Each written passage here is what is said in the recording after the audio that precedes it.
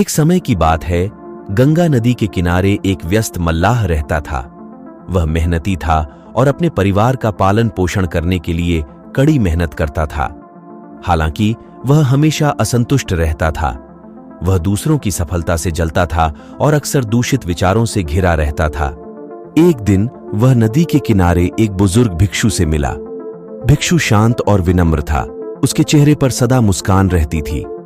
मल्लाह को यह देखकर हैरानी हुई। वह भिक्षु के पास गया और पूछा, आप इतने शांत और खुश कैसे रहते हैं? मैं हर दिन मेहनत करता हूं, फिर भी कभी खुश नहीं हो पाता। भिक्षु मुस्कुराया और कहा, मित्र, खुशी बाहरी चीजों में नहीं बल्कि हमारे मन की शांति में होती है। तुम्हारे मन में अशांति का अंधेरा छाया हुआ है, जिससे तुम खुशी का प्रकाश नहीं देख पा रहे हो। मल्लाह को समझ नहीं आया। उसने सोचा, यह भिक्षु क्या जानता है मेरे जीवन के संघर्षों के बारे में। फिर भी उसके मन में भिक्षु के शब्दों को लेकर कुछ जिज्ञासा जगी। उसने भिक्षु से पूछा, आप मुझे शांति पाने का मार्ग बता सकते हैं? भिक्षु ने कहा, मैं तुम्हें एक ऐसी यात्रा पर ले चलता हूं जो तुम्हें शांति का मार्ग दिखाएगी। मल्लाह को समझ नहीं आया, लेकिन उसने भिक्षु के साथ नदी पार करने का फैसला किया। वे दूसरी तरफ पहुंचे तो वे एक घने जंगल में चले गए। जंगल अंधेरा और डरावना था। उसमें अजीब आवाजें गूंज रही थीं। मल्लाह डर से सहम गया। भिक्षु ने उसे शांत किया और कहा, यह जंगल तुम्हारे मन के समान है। इसमें अनेक विचारों और भावनाओं का अंधेरा छाया हुआ है। जैसे हम जंगल से निकलने का रास्ता ढूंढते हैं, वैसे ही हमें भी अपने मन के अंधेरे से निकलने का रास्ता खोजना होगा। वे जंगल में चलते रहे और रास्ते में बड़े बड़े पेड़, जंगली जानवर और अजीब पौधे देखते रहे। मल्लाह को डर लग रहा था, लेकिन भिक्षु का शांत और निश्चिंत चेहरा उसे हिम्मत दिलाता रहा।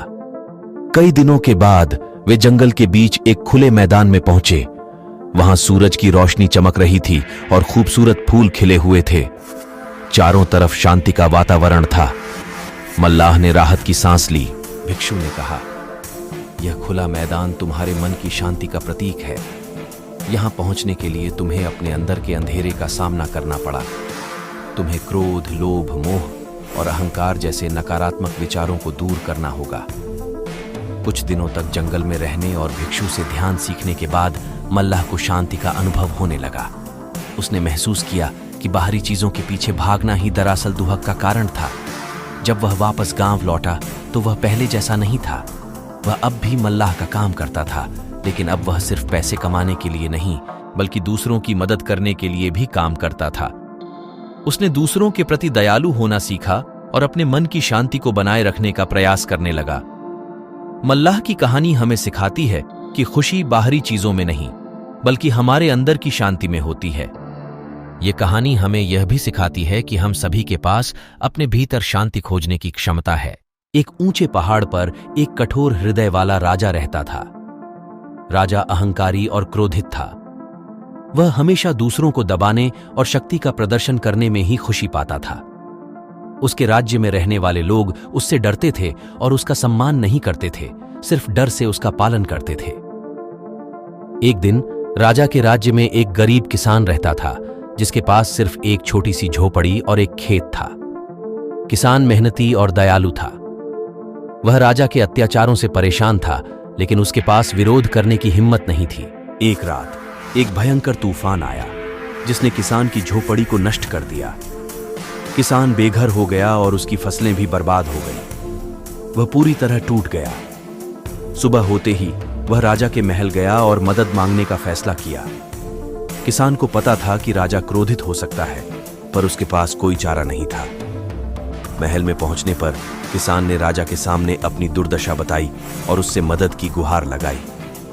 राजा ने उसकी बात सुनी और फिर जोर से हंसते हुए बोला, तुम्हारी गरीबी तुम्हारी अपनी गलती है, मुझे तुम्हारी कोई मदद नहीं करनी है। किसान राजा की कठोरता से हतप्रभ रह गया। उसे समझ नहीं आया कि राजा इतना निर्दयी क्यों है। वह उदास होकर महल से चला गया। रास्ते में वह एक बूढ़े भिक्षु से मिला। भिक्षु ने किसान की दुखी चेहरा देखकर उसका हाल पूछा। किसान ने उसे राजा के व्यवहार के बारे में बताया। भिक्षु ने ध्यान से सुना और फिर कहा, बेटा, क्रोध और कठोरता से तुम्हें कुछ नहीं मिलेगा। क्षमा ही सच्ची ताकत है। राजा के हृदय में भी कहीं न कहीं दया का बीज छुपा होगा। हमें उसे सिंचित करने का प्रयास करना चाहिए। किसान को भिक्षु की बातें समझ में आईं। अगले दिन वह फिर से राजा के पास गया, लेकिन इस बार वह खाली हाथ नहीं गया।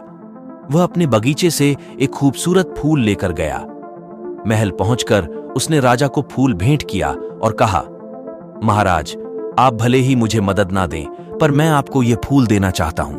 ये फूल आपको याद दिलाए कि जीवन में क्षमा और दया ही सबसे बड़े गुण हैं। राजा को किसान की बातें अजीब लगी। उसने जीवन में पहली बार किसी से क्षमा और दया की बात सुनी थी। उसने फूल लिया और उसे घूरने लगा। कुछ देर बाद राजा को एहसास हुआ कि उसके हृदय में कुछ बदल रहा है। उसका गुस्सा कम हो रहा था और उसके अंदर एक अजीब सी शांति छा रही थी। उसने किसान को बुलाया और कहा, मुझे माफ करो, मैंने तुम्हारे साथ गलत व्यवहार किया। मैं तुम्हारी मदद करूंगा और तुम्हारी झोपड़ी का पुनर्निर्माण करवाऊंगा। किसान खुशी से झूम उठा। उसने राजा को धन्यवाद दिया और अपने घर चला गया। इस घटना के बाद राजा पूरी तरह से बदल गया। वह दयालु और न्यायप्रिय शासक बन गया। उसने अपने राज्य में कई बदलाव किए और लोगों का जीवन बेहतर बनाया।